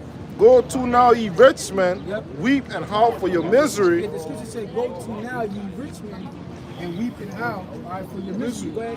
That shall come upon you. Well, there's actual charts that you can look at the difference of the wealth of the so-called white man or European or average American, if you will, and the so-called black Native American and Hispanic man. All right, so the wealth gap is widening, right? That also is a witness as to who the scripture is talking about, right? Go ahead, bro. Come, verse 2. Your riches are corrupted, and your garments are moth-eaten. Their riches are corrupted, and their garments are moth-eaten. Corruption goes back to iniquity, which goes back to a sin. So when you look at how America built, obtained, and kept her wealth, it was through sin, right? It was through the transatlantic slave trade, right? Which when they look at the numbers in rivals, I think they compared it to like Amazon, they compared it to IBM, they compared it to these just to put it into perspective, these Fortune 500 companies, and the wealth that they've accumulated from slavery surpassed that 10 times, man. 10 times, all right? So how did they get America? They got it through stealing, right? That's against the law, right? Basic. Thou shalt not steal. You don't even need to be a Christian or a believer in the Bible to know that it's wrong to steal, right? They got it by killing, right? They got it by killing Gad, right? Underneath the concrete is the blood of our people, right? That's how America was inquired, man. And war after war after war, peace treaty after peace treaty after peace treaty broken, right? This is how America was established. Wait, bro, what you got real quick? This is verse 3. Your gold and silver is cankered, Yep. and the rust of them shall be a witness against you. Yeah, so you have Americans that flaunt their wealth, right? But that wealth is gonna be a witness against you, man. Because when it's inquired on how you obtained it and how you got it, right? That's stolen property. Even in America, you don't have to steal something. There's a law that's called receiving stolen property. So if a crackhead goes into Macy's and steals something and tells you, hey, I stole this from Macy's, I'm gonna give it to you at a discounted price, even though you still got it, you didn't steal it, you're still in possession of stolen property knowingly. Yeah. So these people are all knowingly in possession of stolen property. So the Heavenly Father is going to hold them accountable for it. Go ahead, bro. Come, and ye shall eat your flesh as it was fire, and have heaped treasures together for the last day. Yeah, and that's exactly what they did. They showed doomsday bunkers when Esau is taunting and flexing about his gold, flexing about their bunkers that they built, their storage facilities, and how they got bug out bags and things of that nature for the last days, man. Go ahead, bro. Come, behold the hire of the laborers who have reaped down your fields, which is kept back by fraud, cries of them which have reaped the entrance into the heirs of the Lord of Sabaoth. They left this because the brother Barnawal was just talking about how he works a full-time job and then a part-time job. He leaves his full-time job to go to his part-time job just to stay afloat. But you're hearing more and more Americans saying, I gotta pick up another job, or I gotta do a little Uber on the side, or do a little Instacart on the side, or I need a little side hustle because the currency that you're bringing in is just not enough to keep up with the bills that's going out, man. All right, go ahead, bro. Come, ye have lived in pleasure on the earth, and have wanton, ye have nourished your heart as in the day of slaughter. Yeah, these people are living in pleasure on earth, right? Meanwhile, there's another people that are suffering on the earth, man. All right, brothers is getting lights cut off, right? Brothers is getting eviction notices, right? Late on car payments, can't pay the car insurance.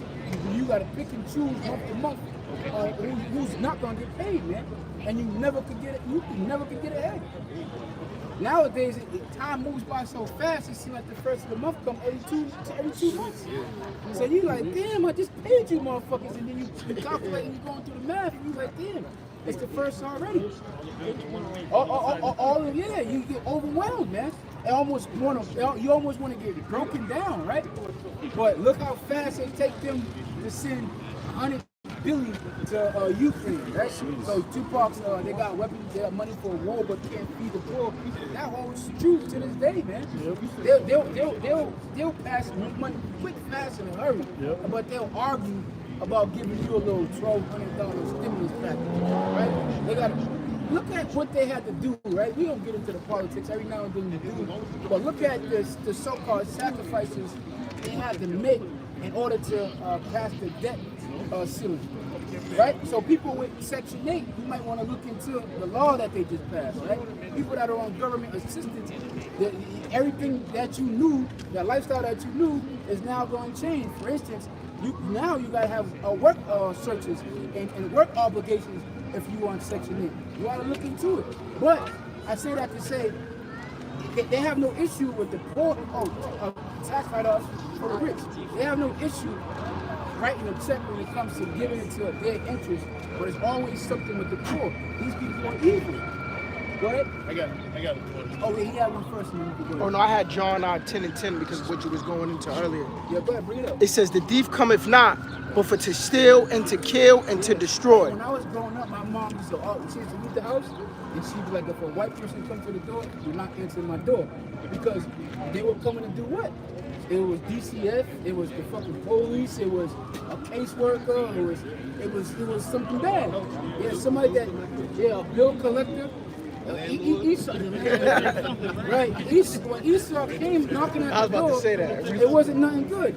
It could have been a Mormon coming to take away, coming to introduce you. Get here with a pamphlet. Do you know Jesus Christ? And some blonde head, Oh, bring some earrings. See the truck outside, look out the window like. Yeah, but the point was, man, the thief come knock, but she still killed, man. And destroy, baby. Esau coming to see what he could take or see who he could kill. That's the mind frame of Esau either, man. When you around that white supremacist, he's thinking of ways to kill you, man. Esau's thinking of ways to take something from you that you got or to kill you. What? This is on Isaiah chapter 10, verse 1. Yeah. And it says, woe unto them that decree unrighteous decrees, that right grievousness which they have prescribed. Well, a decree is a law. So woe unto them that decree unrighteous decrees. Go ahead, bro. To turn aside the needy from judgment. Yeah, to turn aside what we're in need of is justice. That's why when the scriptures say when the Lord come back, he's going to kill them with the law of his mouth, basically. Basically, all we need is for a righteous society to go forth, and Esau will finish. Because he will have to pay for all the crimes that he's committed. So all we want is just righteousness to be established throughout the earth, and that alone will rid our enemies, man. Go ahead, read that. It says to turn aside the needy from judgment, and to take away the right from the poor of my people. Yeah, to take away the right from the poor of his people. He has the right to pursue freedom and liberty and things of that nature. But if we try to exercise our right in the scriptures, we get condemned. We are considered the bad people. We are considered the bad guys. If we talk about the righteousness of the scriptures, or a male and a female procreating, we get looked at as the bad guys. So there's no righteous judgment. Do we have the first chapter? There's no righteous judgment being issued or dished out here in America. They write unrighteous laws and unrighteous decrees. They mandate you to do things that's against the scriptures, man. Right? This is Habakkuk 1:1. The burden which Habakkuk the prophet did see. O Yahweh, how long shall I cry and thou wilt not hear? Even cry out unto thee of violence and thou wilt not say. Why dost thou show me iniquity and cause me to behold grievance? For spoiling and violence are before me, and there are that rise up strife and contention. Yeah, we're forced to behold grievances and wickedness. And spoiling are before us. They're those that rise up strife and contention. So we gotta watch these devils on C-SPAN contract these evil and unrighteous decrees and write these laws, and they have the power to implement these things. Man. Meanwhile, the power is ripped from our hands. Pursuant to the curse, there should be no power in our hands, right? If Esau wants to come take away your kid, he's gonna come take him away. There's nothing you can do, right? If your kid get out of line, you're not allowed to spank them, and if you do, he gets taken away. There's nothing you can do when the Bible tells you not to spare the rod, right? This is from the comment board. GMS Spiritual Art, Ecclesiasticus 10:4. The power of the earth is in the hand of the Lord, and in due time he will set over it one that is profitable. Jumping down to verse 8. It says, because of unrighteous dealings, injuries, and riches gotten by deceit, the kingdom is translated from one people to another. Yeah. What- And so when you look at the earth like a business, right? The earth is profitable, right? Because what does it produce? It produces gold, it produces silver, vitamins, minerals, meats, fruits, vegetables, water, grass, wood to build houses, cotton to build clothes. Well, it's a business. It's a business, right? Well, you got to put in a CEO, all right, that's going to turn a profit. And when you consider the people that are in power, with their power, they fail to produce a profit. And so much that they're damaging of the earth, right? They're creating oil spills, and they're putting chemtrails in the sky. And they're telling you that you can't fish without a permit. So they're controlling, they're monopolizing the earth, right? They're stopping you from doing it. Khan, it says, why is earth and ashes proud? There is not a more wicked thing than a covetous man, for such is one setteth his own soul to sale, because while he liveth, he casteth away his bowels. And then it says, the physician cutteth off a long disease, and he that is today a king, tomorrow shall die. Habakkuk 1 and verse 4. Therefore the law is slack and judgment doth never go forth. For the wicked doth pass about the righteous.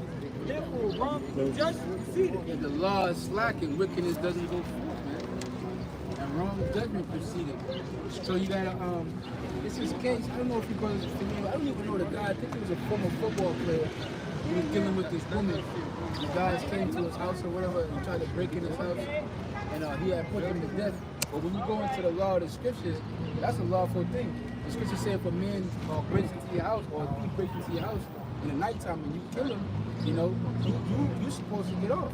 You know, so the Heavenly Father has laws that are righteous, right? But these devils won't abide by them. This is Wisdom of Solomon 2 and 12. Therefore, let us lie in wait for the righteous, because he is not for our turn. Right. Now it goes into how they attack the righteous, man. How they make us afraid of being righteous.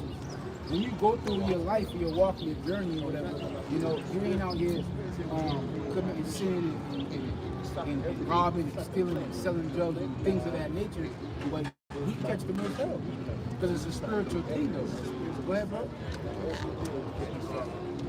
He is upbraided. No.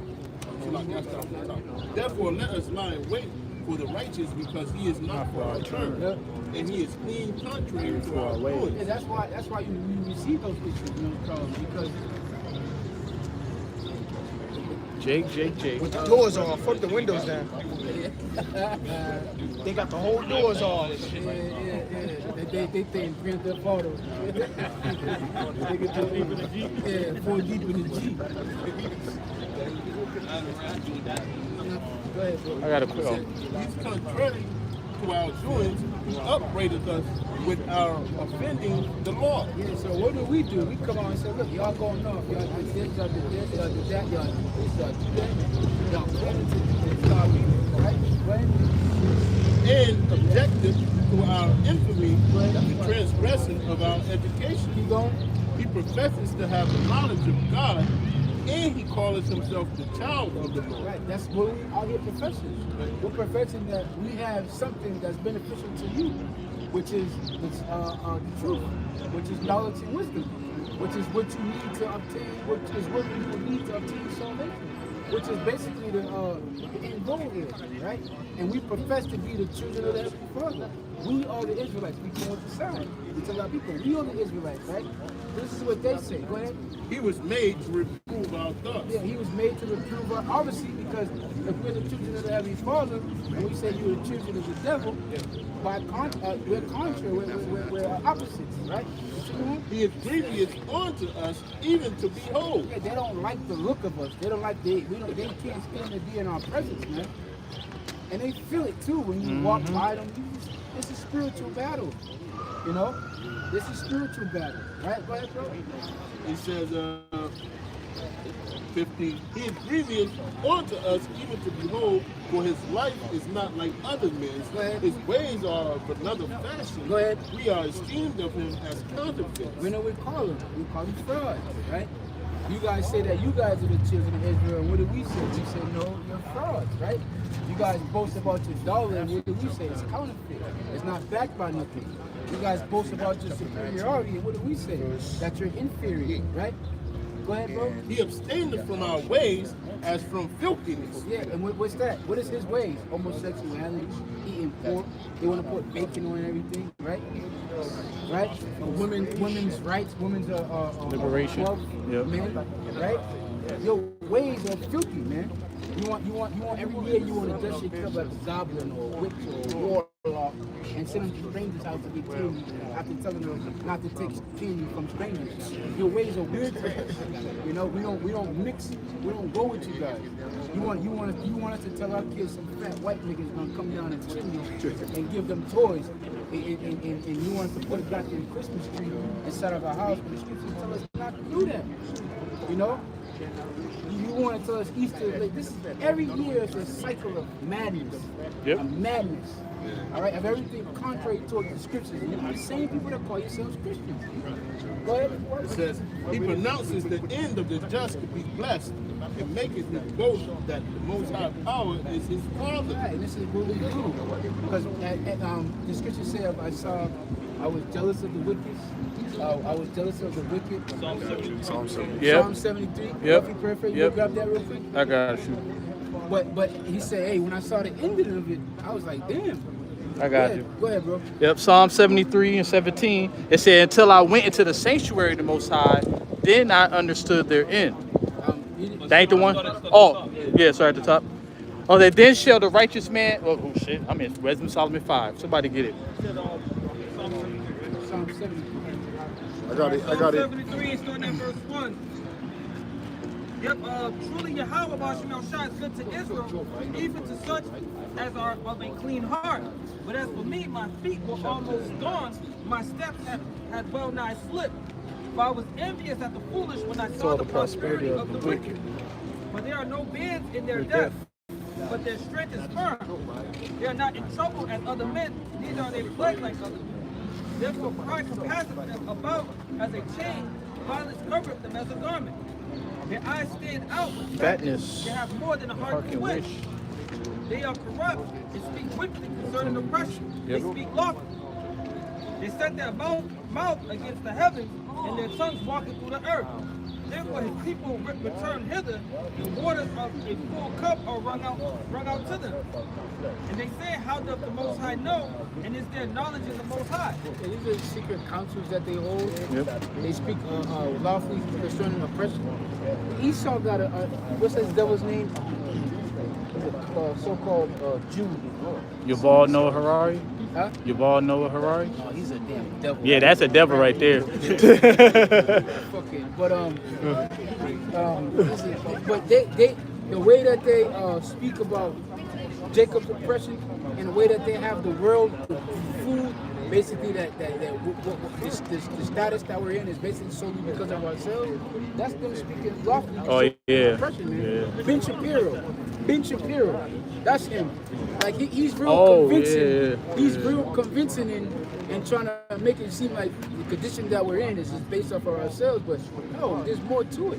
Would you say, Mitch McConnell, our reparations came in the form of Obama? That's him speaking lawfully concerning oppression. Did you see the one with him and Joe Rogan? Him and Ben Shapiro? Yeah. No, I didn't see Joe Rogan got into him. So, yeah, basically he put him on the spot. Basically, everything that we would say, of course, he ain't use the scriptures, but just to use common sense. Because he basically, what you were saying, he was saying, like, well, we ain't put a gun up to their head and make them kill each other, things like that. But Joe Rogan was like, well, how did the guns get there? You know what I'm saying? But that goes into, Yeah. you know, they speaking lawfully concerning oppression. Yep. But even that strong group that they gave us and then they put out the lack of their thinking. It says, Yep. I got that. It says, verse 12, it says, behold, these are the ungodly, prosper in the world, they increase in riches. Verily I have cleansed my heart in vain and washed my hands in innocence. All the day long I have been plagued and chastised blessings every morning. Ain't that the If truth? I say I will speak thus, behold, I should have been against the generation of thy children. And when I got to know this, it was too painful. Until I went into the sanctuary of Yahweh Shemal Shah, then understood I therein. Surely thou didst set them in a slippery place. Thou castest them down into destruction. Right. How are they brought into desolation as in a moment? They are utterly consumed with terror. As a dream when one waketh, so, O Yahweh, Shemal Shah, when thou awakest, thou shalt despise their image. Thus my heart was grieved, and I was pricked in my rage. So foolish was I, and ignorant, and I was a beast before thee. Nevertheless, I am continually with thee. Thou hast holden me by my right hand. Thou shalt guide me with thy counsel, and afterwards receive me to glory. Whom have I in heaven but thee? And there is none upon earth that I desire besides thee. So when you're growing up and your mom will ride through the suburbs, you look at these big old houses, and you see yards, you see the yards got basketball courts and they got swimming pools in the back, and it's so peaceful. You look at their lives and you be like, damn, they're living it up. They don't have no issues. Yeah. Especially as a child. Yeah. And you like, you go back to your neighborhood and there's trash everywhere, right? It's garbage. But look, here's the deal. The story was written out that these people that are living it up now, you know, they're going to be brought low. And us being brought low, I had to tell my wife this because we're catching all kind of hell like per usual. But at the end of the day, this is meant to be fun, man. Right. Right? If our end is to be good, that must mean this has to be bad. That's the way the Heavenly Father works. In order for you to receive that kingdom, you got to go through that hell, man. I got it. You know? I say I got the parable of Lazarus and the rich man. So Luke 16:19, it said there was a certain rich man which was clothed in purple and fine linen. So there was a certain rich man which was clothed in purple and fine linen and fared sumptuously every day.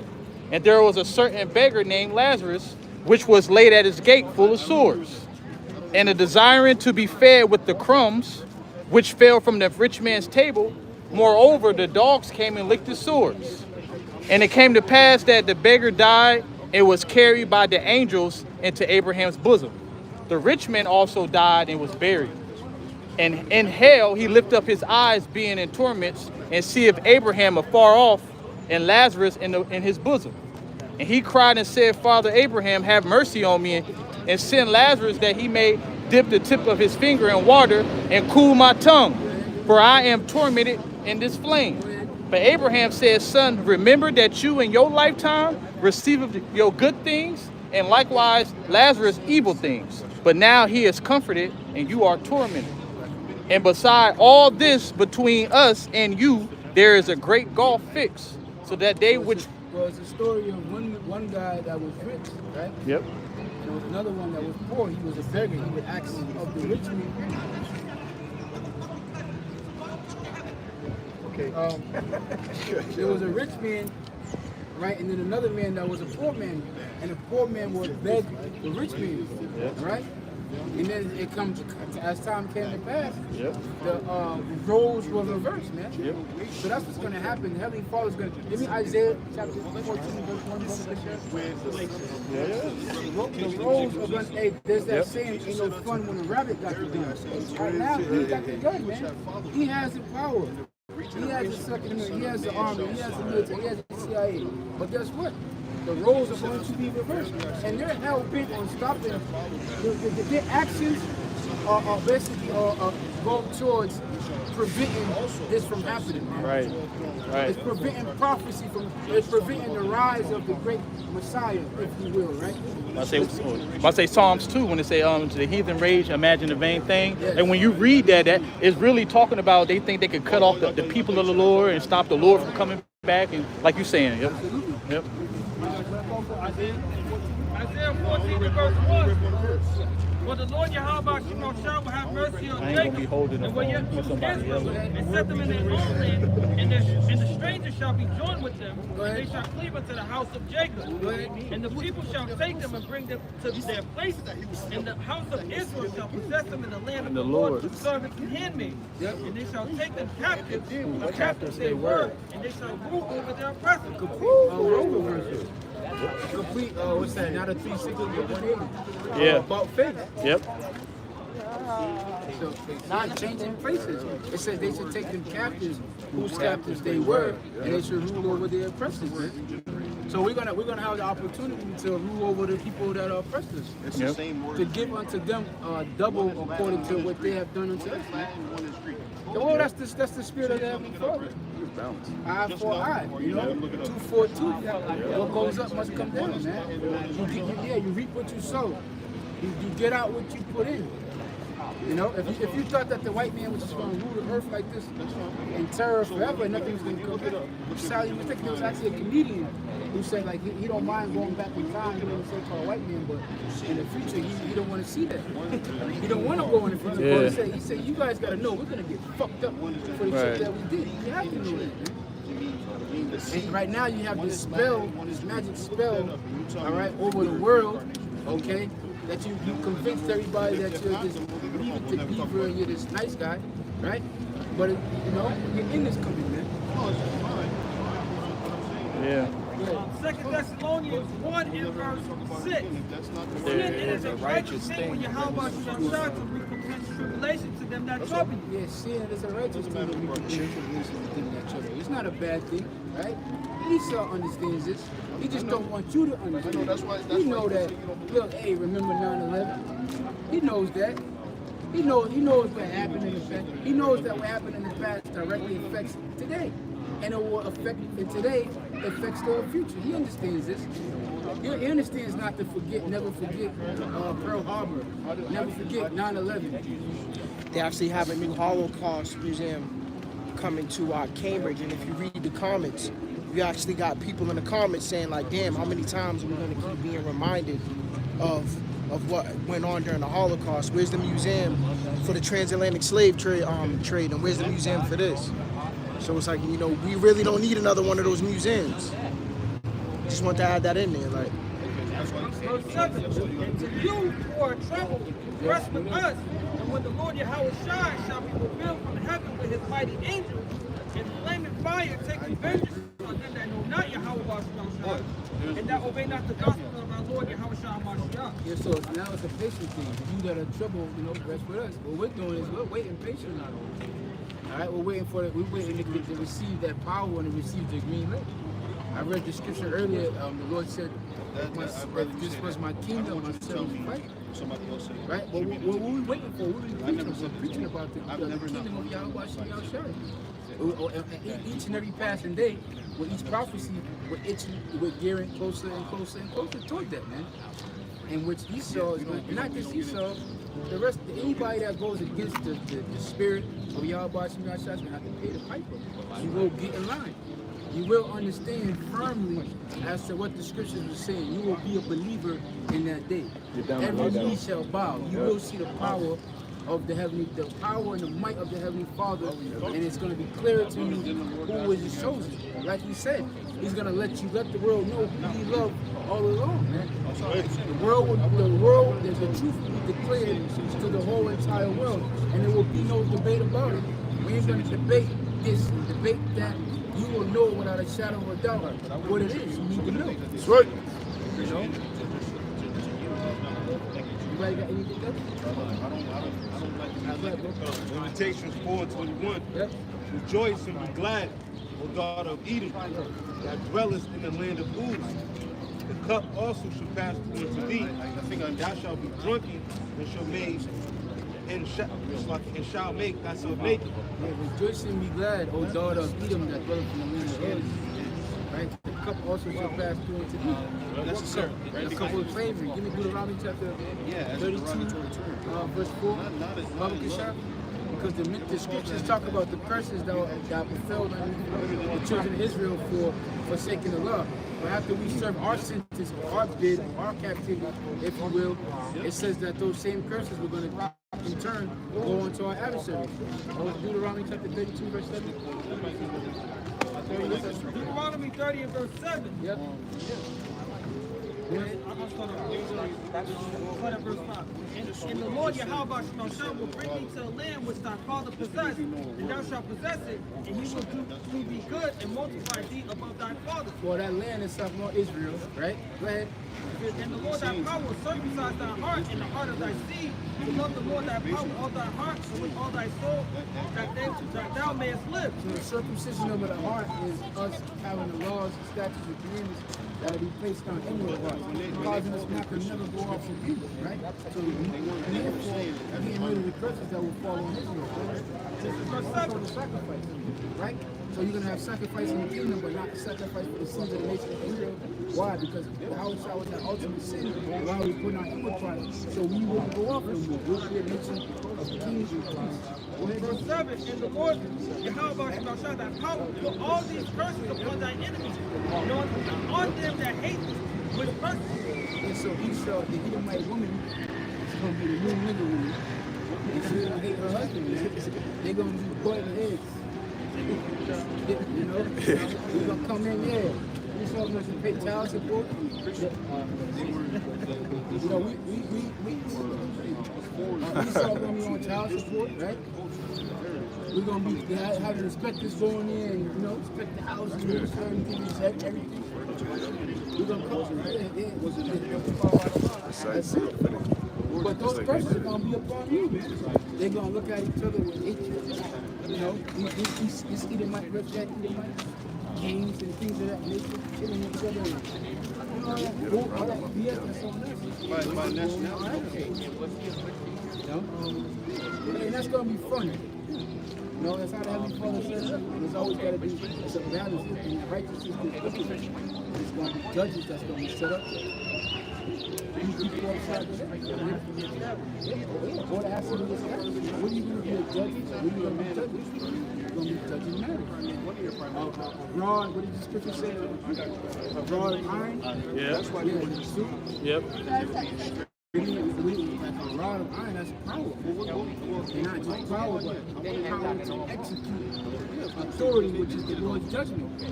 And the beauty of it is that the fact that we're here, that we can't execute the Lord's judgment. So we're salivating at the fact that, you know, we have an opportunity to execute the Lord's judgment. What is that in Psalms? Where it says, a sword in 149. Yep. Psalms 149? Yep. It's been a while since we read that. Revelations 2:25. Yep. But that which ye have already hold fast till I come. And he that overcometh will keep my works unto the end. To him will I give power over the nations. Yeah, power over the nation.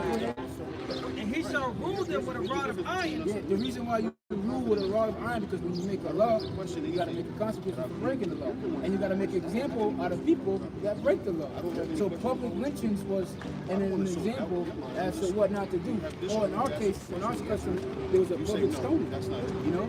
Why? Because you wanted to enforce the law, but you also wanted to instill fear to anybody else that was thinking about breaking the law. That's how you establish power and control. Go ahead. Verse 27, and he shall rule them with a rod of iron, as the vessels of a potter shall they be broken to shivers. Yeah, with a hammer you bang stuff. With a gun you shoot. You know, that's the purpose. It's not even, you know, misunderstandings about what it is that we do. We're not going to hide power. It's not going to be a secret council or secret meeting. You know, it's going to be known who's in control. Right? Go ahead. Even as I received of my father. Go ahead. You what you got, brother? Yep. So, get to the point or? This is Psalms 149, verse 1. It says, praise ye the Lord, and sing unto the Lord a new song, and his praise in the congregation of the saints. It says, let Israel rejoice in him that made him, and let the children of Zion be joyful in their king. It says, let them praise his name in dance, and let them sing praises unto him with timbrel and harp. For the Lord take pleasure in his people.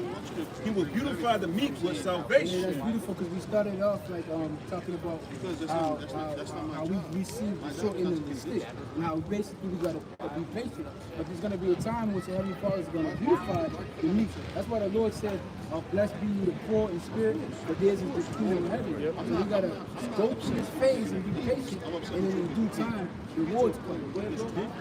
It says, For the Lord take pleasure in his people, and he will beautify the meek with salvation.